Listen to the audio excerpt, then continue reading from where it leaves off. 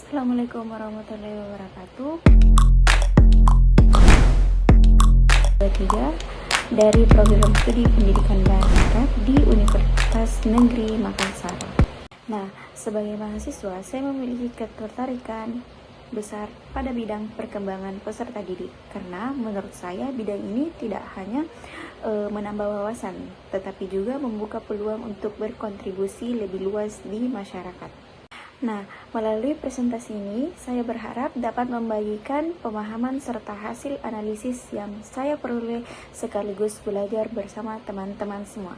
Pada kesempatan ini, saya akan memaparkan materi mengenai karakteristik individu dan perkembangan peserta didik.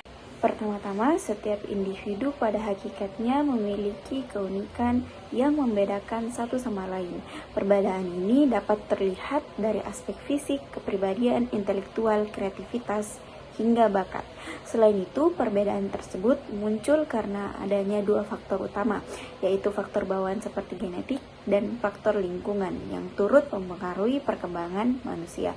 Dalam konteks pendidikan, keragaman ini tampak pada variasi inteligensi, gaya belajar, motivasi, dan kondisi emosional peserta didik. Oleh karena itu, guru atau pendidik dituntut untuk memahami karakteristik dan perbedaan individu agar dapat menciptakan lingkungan belajar yang sesuai kebutuhan siswa serta mampu mendorong potensi mereka secara optimal. Selanjutnya, pendidik juga harus memahami perkembangan peserta didik yang berlangsung secara sistematis, terus-menerus, serta dipengaruhi oleh pengalaman sejak kecil hingga dewasa.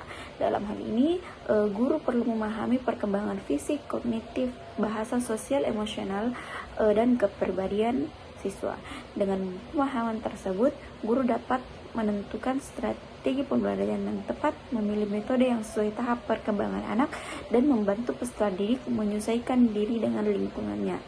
Dengan demikian, pemahaman tentang karakteristik, perbedaan, dan perkembangan peserta didik menjadi landasan penting dalam menciptakan pembelajaran yang humanis, efektif, dan berorientasi pada kebutuhan siswa. Berikutnya, kita masuk pada materi tentang karakteristik individu. Menurut para ahli, individu adalah seseorang yang memiliki keunikan khas mulai dari sifat, kepribadian, kreativitas, hingga bakat yang membedakannya dari orang lain. Setiap individu diciptakan dengan keunikannya masing-masing. Perbedaan individu dipengaruhi oleh dua faktor, yaitu faktor genetik atau bawaan dan faktor lingkungan. Penjelasan mengenai kedua faktor tersebut adalah sebagai berikut. Yang pertama, faktor genetik. Faktor genetik adalah faktor biologis yang diturunkan dari generasi ke generasi melalui mekanisme genetik. Faktor genetik juga disebut sebagai faktor keturunan.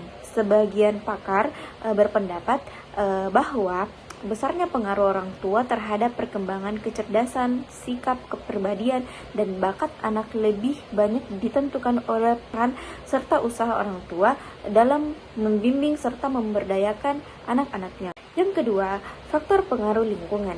Perbedaan individu tidak hanya ditentukan oleh faktor bawaan, tetapi juga oleh pengaruh lingkungan seseorang individu berbeda. Status sosial. Perbedaan individu dapat dipengaruhi oleh kondisi atau keadaan sosial orang tua. Hal ini diantaranya mencakup tingkat pendidikan, pekerjaan, dan pendapatan orang tua. Tingkat pendidikan orang tua meskipun tidak terlalu berpengaruh, namun dapat mempengaruhi perilaku dan harapan orang tua terhadap pendidikan anaknya. Begitu juga untuk pekerjaan dan pendapatan orang tua yang berbeda. Perbedaan ini berdampak pada perbedaan kebutuhan pendidikan orang tua, kebutuhan pendidikan, fasilitas yang dibutuhkan, dan kemungkinan waktu yang dihabiskan untuk mendidik anak-anaknya. Demikian pula perbedaan status ekonomi juga dapat berdampak. Salah satunya adalah pola makan yang dianut oleh keluarga dengan status ekonomi yang lebih tinggi memungkinkan anak-anak mereka untuk mengkonsumsi lebih banyak makanan. Nah, adapun manfaat mempelajari perkembangan peserta didik yaitu memahami fakta dan dasar-dasar tingkah laku manusia pada umumnya dan tingkah laku peserta didik pada khususnya. Menyadari kehidupan jiwanya sendiri dalam hal perasaan, emosi, kemauan, dan aktivitas lainnya. Adapun kesimpulan pada pembahasan apa yang telah saya paparkan tadi, individu adalah sesuatu yang terbagi, yang berarti orang atau seseorang. Setiap individu pada hakikatnya memiliki perbedaan karakteristik. Perbedaan tersebut tampak pada aspek inteligensi, bakat, minat, cita-cita, kepribadian, gaya belajar, hobi, motivasi, perhatian, kehendak, afeksi, hingga emosi. Demikian pemaparan mengenai tahap perkembangan peserta didik serta manfaat mempelajari bagi pendidik maupun peserta didik itu sendiri. Dari materi ini kita dapat memahami bahwa setiap individu berkembang melalui proses yang unik, bertahap, dan saling berkaitan.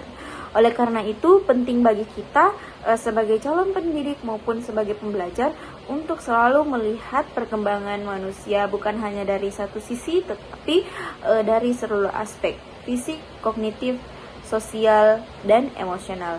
Dengan memahami perkembangan peserta didik, kita tidak hanya mampu mengajar dengan lebih tepat, tetapi juga mampu menghargai setiap proses pertumbuhan yang terjadi pada diri dan orang-orang sekitar.